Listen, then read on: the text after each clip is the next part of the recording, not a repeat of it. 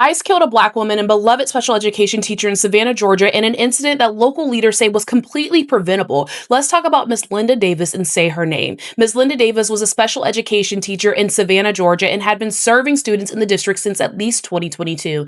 On Monday morning, she was driving near her school around 7:45 a.m. when DHS, who decided to chase an undocumented man during morning rush hour traffic, caused the accident. The man that was being chased hit Miss Davis's car, and Miss Davis had to be cut out from her vehicle by firefighters who performed CPR at the scene. She sadly passed away at the scene. Now, according to local news, everyone who knew Miss Davis described her as a light. Her principal called her a beloved member of our school family whose loss affected the campus deeply. She made students, custodians, teachers, and everybody around her feel like they mattered. Her school had to bring in counselors to help students and staff process this tragedy, and now her students must exist in a world where she is no longer here. The man DHS was chasing in rush hour traffic was Oscar Vasquez Lopez. He's a 38-year-old undocumented man from Guatemala, and federal agents spotted him and tried to pull him over and initiate a traffic stop. At this time, there does not seem to be a reason for the traffic stop other than the color of his skin. And just a reminder, the Supreme Court made stops like this legal when it said that it would allow ICE to consider race,